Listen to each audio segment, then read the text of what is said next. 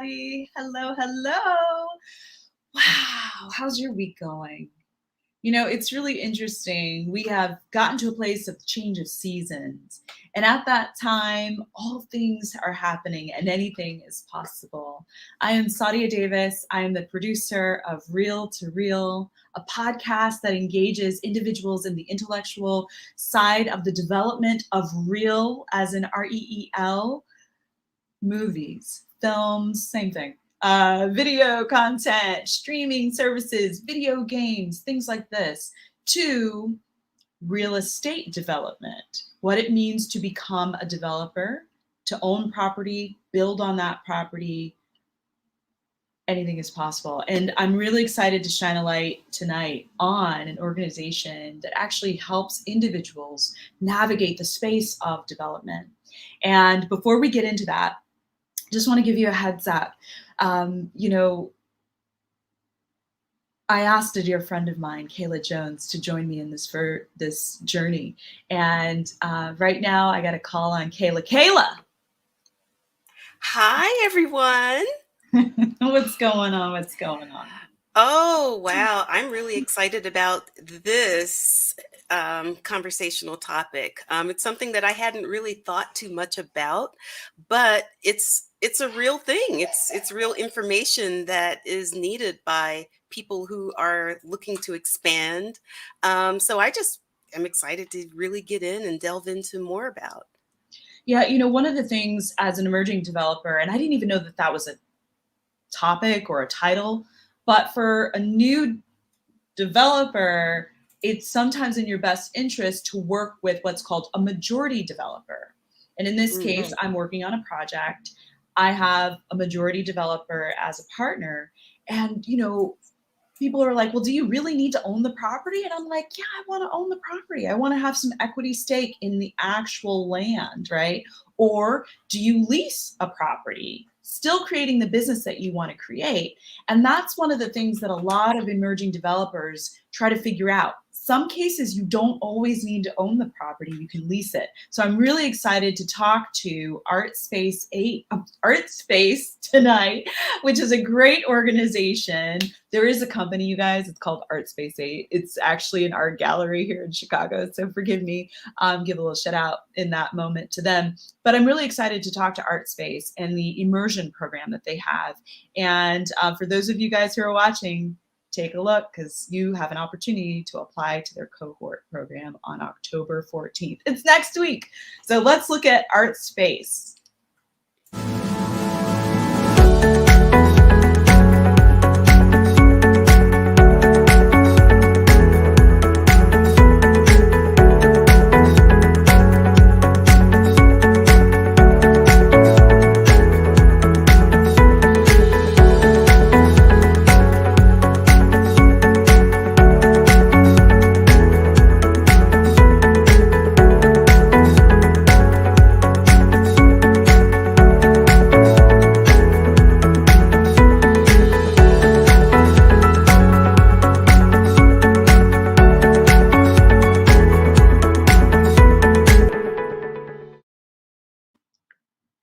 Wow, this is Anna Growcott. She has traveled all over the globe, from Chicago to China and New York to Australia. Anna has worked in a wide range of communities as a dancer, educator, and presenter. She is particularly interested in how Artspace's community-led development approach can be scaled to support both large and small organizations. She works with communities and arts organizations that are at various stages of envisioning affordable space for the arts. Welcome, Anna. Hello. Hey, thanks for having me. Absolutely. It's a joy and a pleasure. And I have to give a shout out to Emma. So gracious to share your organization with us. I mean, it's like literally on topic. Exactly. She came back and she said, I met somebody and I think this would be great. And you could maybe be on our podcast or just at least meet. So this is, I think every once in a while you meet people in the world who have both the arts and the real estate love. And it's just, we need to spend time to talk. So thank you for joining us. Absolutely. It's a magical space, and I have found that I want to shine a light on it. So, talk to us a little bit about you because, it's one thing with the bio, and that's great that you're a dancer. So, what really moves you to be in the space that you're in as the director? Oh yes. So wow. I guess it does stem from my time as a dancer and working professionally, and always kind of at the whim of hourly rentals or performance venues, and kind of doing that hustle around the city to try to figure out where to present work and how to rehearse. And then now in my career with Artspace, being able to be on the other side to say, okay, how do we create those spaces? So what I bring to the immersion program, this is as I'm the director of the program, and we've kind of started this from 2015, piloting it, and have brought it forward 5 cohorts later. And I guess what I bring is this love of learning. I'm just super curious. I've always been a sort of informal teacher, a dance teacher, Pilates instructor, taught English in China, and here I am now, working with organizations and help leading them through this process. So, and then the curiosity comes in where I know that I don't have all the answers. Nobody has all the answers. We find out there actually is no one answer when you're doing a development project. So when someone comes to us, us as consultants, and they say, okay, we want to do this. How do we get there? And we have to back up and say, all right, there's some options. So it's more about decision making. So that's what I bring to the work. And it's a lot of love. We've fallen in love with each of these groups, each of the organizations. I feel super lucky that I get paid to just fall in love with organizations and cities and help them achieve their dreams. Oh, that's beautiful. And I'm so happy that you're taking time to share this information with our audience. In fact, one of your team members is with us as well. So I want to bring Crystal C. Mercer into the conversation. Crystal C. Mercer is a textile artist, actor, activist, poet, playwright, author, founder, and creative director of Columbus Creative Arts plus activism. She utilizes theater, poetry, and textiles to communicate ancestral messages and tell social justice narratives. A Black create her businesswoman and conduit for culture and community, Crystal is a celebrated artist, activist, and public servant, and we can see all of that right here in this moment with you. Thank you so much, Sadia. Yes, Anna is a dear friend and a colleague, and I am definitely all of those things and striving to be much more. Well, it's such a pleasure to have you here, and thank you so much for showing up. And, I always ask a little bit of the origin story because we all have bios and we all have something that's listed. Tell us a little bit, something about you that nobody knows. Oh, wow. Well, I don't know. I'm pretty out there. I am a Southern girl. I'm from Little Rock, Arkansas. My dad was a civil rights attorney, and my mom was kind of a little rowdy when she was in high school. And so I drew on their experiences through some tumultuous times in our country's history to bring me where I am now, fusing arts and activism. I guess something that people don't know is that I continue not only my work with Artspace, but I work with a lot of foundations here in Arkansas and my own work as a fiber artist and a poet. And I'm published, and I want to do some more of that work to just continue to tell our stories. Well, that's really wonderful. So you just said something that's interesting to me. You're in Arkansas? I am. Okay, so let's talk a little bit about your organization. One, it sounds like you're able to work remote, which is pretty fantastic. So Anna, how, and jump in, Crystal, how did you guys find each other? Yeah, so Artspace is based here in Minneapolis, which is where I am right now.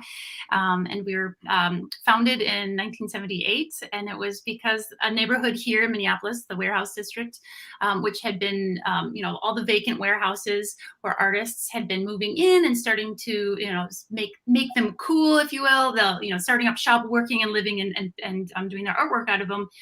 already back then, we started to see that gentrification happen. So the buildings became cool, the rents went up, and the artists were constantly looking for a new place within this area, just right next to downtown Minneapolis. So Artspace was formed originally by the city to help artists find affordable spaces, because they knew they wanted to keep them in the downtown core. But as that cycle, that Soho effect, as we call it, as that cycle kept continuing on and on, the leaders of Artspace back then said, you know what, we can't disrupt this cycle unless we get involved in the real estate. So it shifted models to say, you know what, if we can develop, own, and operate these buildings, and then make that promise that they'll be affordable in perpetuity, then these artists won't be victims of their own success in moving into these neighborhoods and bringing that vitality. So started developing projects. A lot of the projects are live work, affordable housing for artists, oftentimes mixed use with housing above and then commercial space below. Here in the Twin Cities, we have a lot bigger variety of spaces. So we've got a theater and a fire arts center and other working studios. But now that we're national, we've got projects in 26 states, I believe is the count. They're primarily that mixed use affordable housing model that live work, so the artists can actually live and work in the same space. And then, so through that work, so getting to how we met Cece, through that work, we were invited to the cities of Little Rock, North Little Rock, to do a feasibility study. And at Artspace Consulting, our part of the work, in addition to helping arts organizations, we also do the feasibility work for cities who are interested in this model of affordable live work housing. So through that feasibility work, doing talking to artists, talking to stakeholders, doing an arts market study, that we knew that we always bring on like a core group of advisors, of local artists and leaders to work with us. And that's how we met Cece. She was brought into the fold. She was the core group. So we met her as she was a volunteer, leadership role in that feasibility process. And when was that, Cece? Was that 2 years ago? Yeah, that was 2019. I was fresh out of grad school. Yeah. And, so that's how we got to know her personally. And then when we had the opportunity to bring the immersion program to Little Rock, North Little Rock as well, kind of in addition to the development project, what we do with the program is we always hire a local program liaison to help navigate the city, connect us to artists, and have that on the ground person, because we know from Minneapolis, we can jump on an airplane and now we can be on Zoom, but nothing beats a really yeah, exactly. And we realize that we are from a different city, but we want to be as local as possible. So when that came around, it was no question who we wanted as our program liaison. So we were able to bring Cece on as a contract work, liaison as that. And so she and I have been working together on the immersion program for more than a year now, but it just happened to be Little Rock, North Little Rock at first. But then as the program continues to grow and we're able to bring it to more cities, we were able to expand the team and say, Cece, will you come with us to every city now? Continue. Cece, are you going along? Are you a part of the Chicago immersion? Talk to us. I am. Yes. Talk to us a little bit about your vision and what's happening with this immersion program. Well, it's exciting for me, as Anna told you, the whole origin story of how we met, and to see it happen in my hometown and how people have come together. And usually where you see pockets of competition, we've seen more collaboration, especially banding together in this pandemic pivot, as Anna calls it. And then coming to Chicago as the program expands, also personal as well, because I had family growing up in Chicago. And the last time I visited was some 30 years ago, before I went at the end of August over the summer. And so an investment to see how arts and culture organizations, different neighborhood community groups are coming together and helping them be successful, because everybody at some time needs a little help. And I think that's what the immersion program provides, that we have some framework to give groups an opportunity to think about their space planning needs, their capacity as an organization, their leadership, and how you can make, these big, gigantic plans into achievable goals. Ooh, I'm so glad you said that. Big, gigantic plans into achievable goals. And Speaking to achievable goals, and for those who might be watching us, I encourage you to put a question in our comments, and we'll do our best to share your comment or your question with us. Let's look at the immersion program.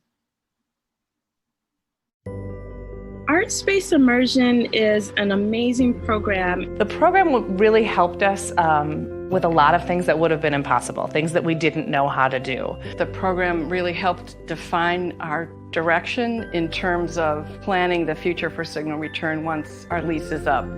So it kind of made everything possible for us. Arts and Scraps has been trying to switch our location for about 5 years, and we really got stuck in a rut. Artspace was the program that helped us not only get out of that rut, but move the project forward in a big way. I think a lot of organizations, particularly in the arts and culture sector, are used to having to figure things out on their own. But that doesn't mean that you have to struggle through it on your own every time. Having access to people who have solved these problems before and are willing to share their expertise means that you can focus on the fun, artistic, creative part. And I think that's a beautiful use of resources, and it boosts our capacity as an organization. The Artspace team was amazing. The Artspace team not only supported me during the year that we were connected, but also since then. And they've done that by being keen and clear advisors, helping us look seriously at the issues of how we grow the organization's support, both financially and structurally, as well as how we move ourselves forward to achieve our long-term dreams of an artistic home. Experts in the field of development, land use, and property ownership provide classes, education, mentorship, hands-on workshops in what it takes to have an art space. We applied for the Artspace program because we knew that we were going to be moving into a new permanent space, and we were in the process of identifying that space, finding a committee, finding an architecture team, finding a construction team, and so we needed to learn about how to do all of these things. Because of our participation in the Artspace Immersion program, we as an organization have been able to move past these continual cycling questions around where should we be, what should our space look like, should we rent, should we buy, and we were able to come to a very solid decision around what our space should look like, and then have a case behind that and share that with both staff and board and get everyone on the same page, which I can tell you after years of struggling with the same question over and over again, having made a solid, good decision feels amazing. We really found a more logical, realistic way for our organization to go forward. Without the Artspace program, we could not imagine ever doing a capital campaign. And now, after going through this program, we feel confident in our ability to be able to take our vision forward and find the funding in order to move our project forward. So it was a cohorted program where we met with other folks and other orgs doing similar amazing work in the city. And got to network and then also learn about space. And not just like how to get a space, but all of the other things that you have to think of to be even ready to have that conversation. Overall, it's a great program. It also provides opportunities to network with people in your own community, with other like-minded folks in the arts and culture industry. One final thing I'd want to say to Artspace is thank you. And I'm still going to be in touch. Like, still expect my emails. I'm going to continue to bother you until you tell us to go away, essentially, because like the information and the care behind it is phenomenal. Lastly, I just want to say thank you for investing in Artspace and Artspace Immersion program, because by investing in the Artspace team and their programs, you are directly investing in Detroit arts and culture creators. And by doing that, you are investing in Detroit as a whole. Please continue to support Artspace and Artspace Immersion.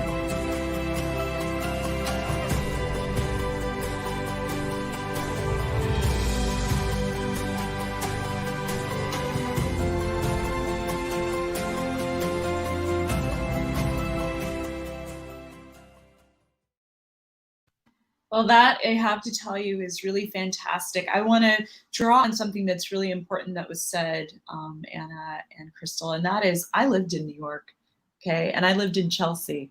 So I absolutely watched and know about the Soho effect. First, those who are watching that, Anna mentioned the Soho effect. That was a core area of artists and art galleries that got pushed out of their area that they had actually made very successful. And we see this happening where the artists create these really cool environments. Everybody wants to go. In fact, Chicago has, I think it's every third Friday, where everybody goes and they go to the artist sector and they go look at all of the different galleries and open houses.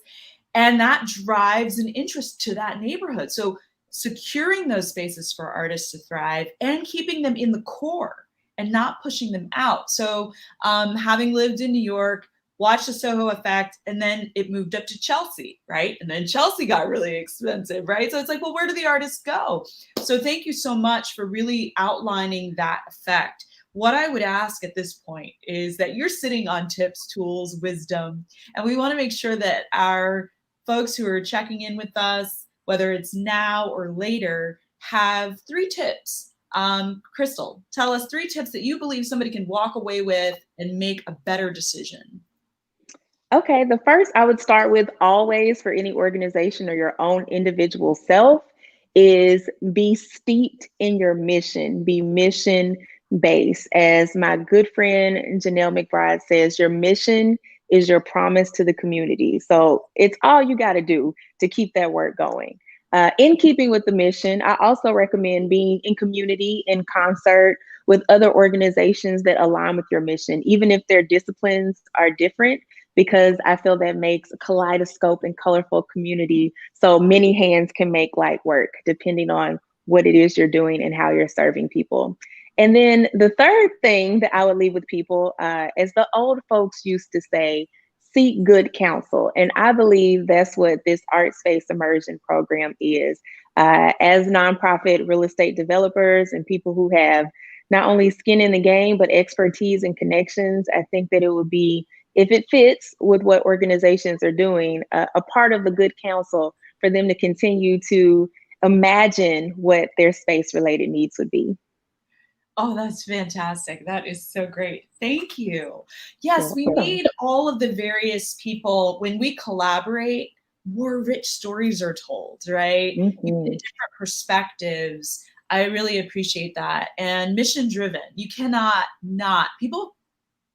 underestimate the power of that which is behind you, driving you, the ethos of your vision. So thank you.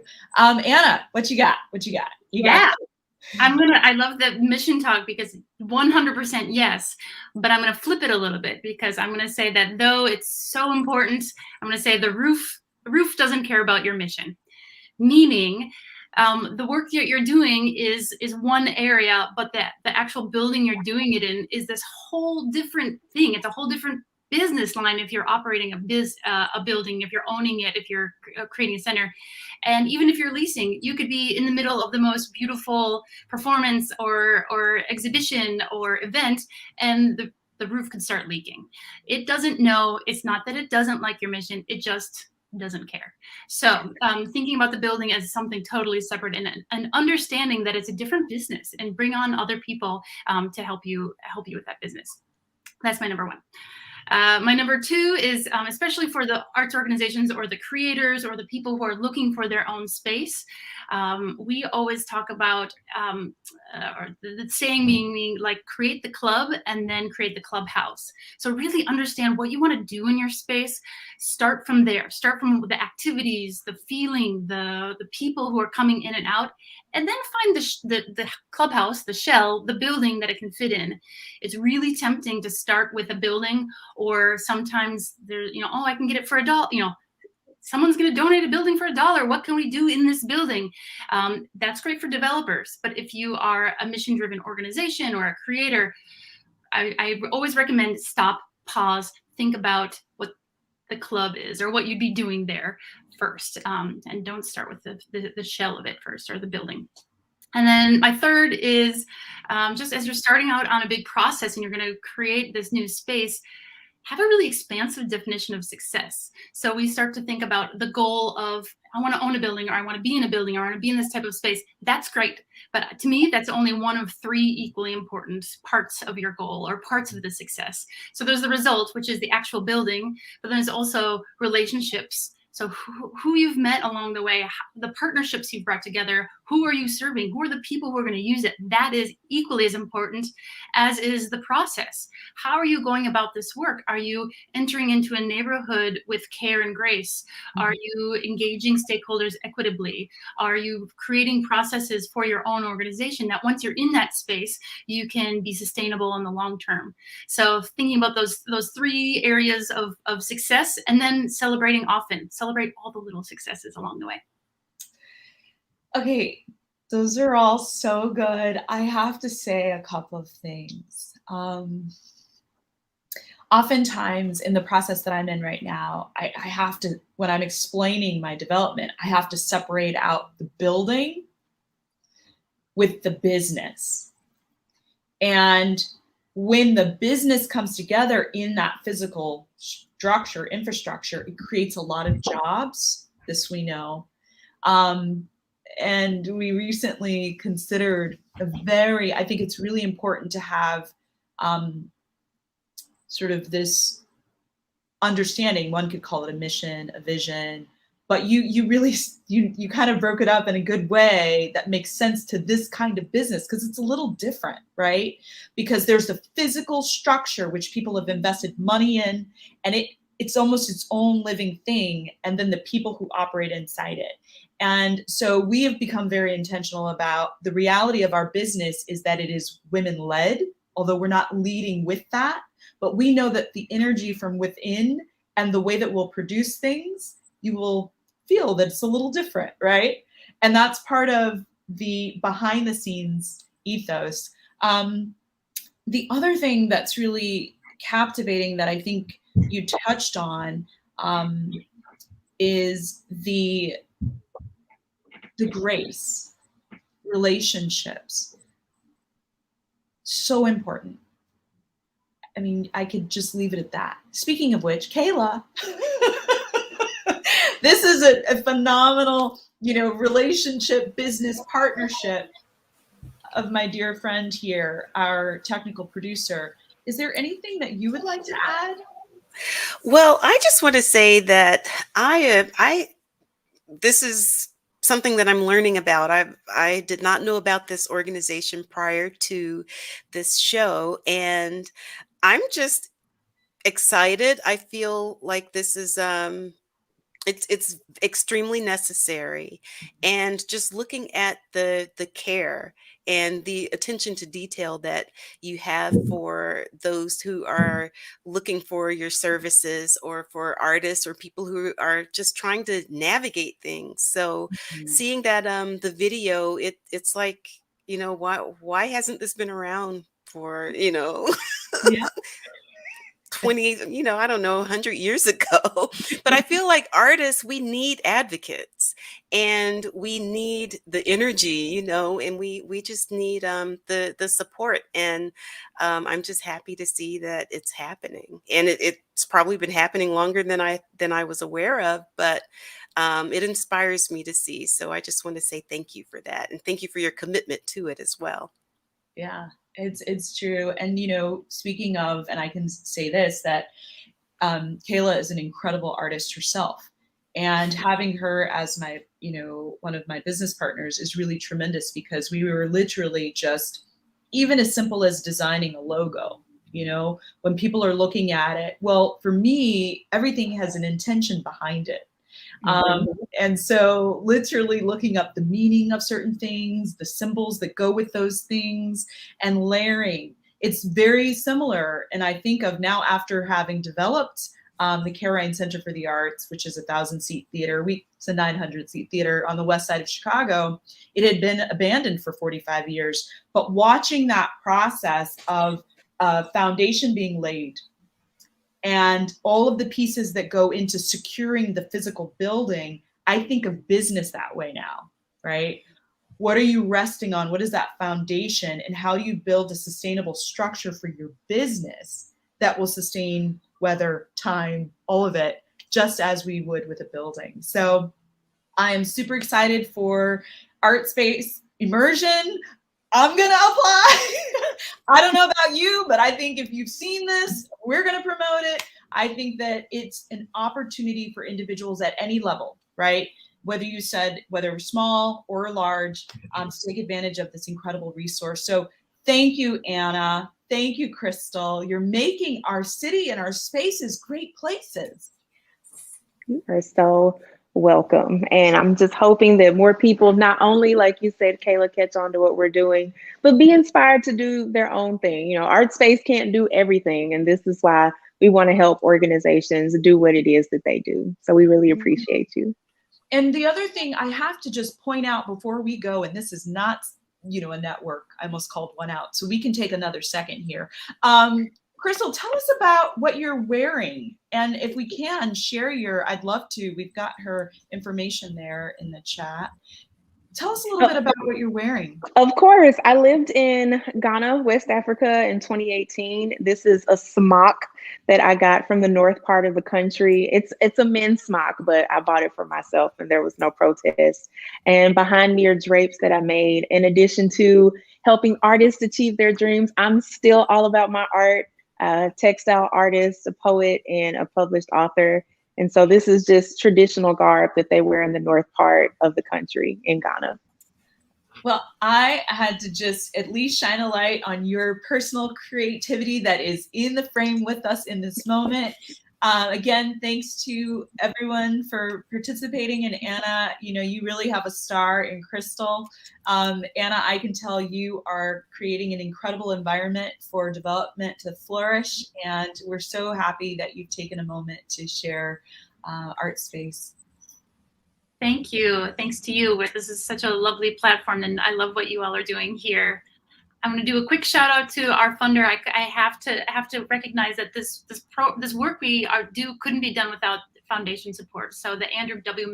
Mellon Foundation is supporting this cohort, so we're able to offer it free of cost to all the participants. So yes, and I did see the Kresge. I also saw the Kresge Foundation, which is, I believe, based out of Detroit. So yeah, you guys, that's really fantastic. Anytime that there are organizations that will sponsor, or companies that will sponsor organizations doing great work, really happy. And again, thank you to, as you said, Andrew Mellon. Yes, yep. Kresge was involved in the Detroit one. So for Chicago, it's Andrew W. Mellon. Yep. Thank you, Andrew W. Mellon. All right, everybody. So listen, Kayla, thank you so much. This was fantastic talking to Artspace and their upcoming immersion cohort, as I mentioned. Kayla, I mean, it's due on the 14th, but I'm just saying you have time. You've got the weekend to figure it out, you guys. So we'll do our best to promote this talk, to get some other people engaged if they haven't yet. It's great. All right. Well, yeah, this is absolutely exciting. I'm so, like I was saying, as an artist, this kind of support is what inspires me. And sometimes artists don't really feel like they're validated. And someone mentioned the term to me, starving artist, and I get what it means, but it doesn't feel good to me because it feels like you're always stuck. And this organization makes me feel like I have options, like I can do something and I can move to a larger space and have real business. So this, yeah. Let me mention, which is really cool, work/living spaces, which also, I didn't bring that up, but that's a really critical element in potential developments where the artists are able to live, work in the space. So yeah, I feel like you, Kayla. I'm really happy to have discovered through an individual sharing, knowing that we were having this conversation around, real estate development, the spaces that are created around this country and in other cities. So to find an organization that's helping to develop that, that's brilliant. So everybody, thank you so much for joining us today. Whenever you tune in, we're happy that you're here, and feel free to DM us. We have our Reel to Reel on Instagram, Kayla. But for sure, you can subscribe to this channel, check us out. Sometimes we're talking to filmmakers, and sometimes we're talking to real estate developers, architects, city planners, all that good stuff. Absolutely. Oh, and I think I'd like to show, if you want to get more information about Artspace, www.artspaceprimer.org. That's There the we primer before you do anything. That's another good analogy. Prime that canvas before you can paint. Lay that foundation. Build. Let's go. Absolutely. All right. We will see you next time on Reel to Reel.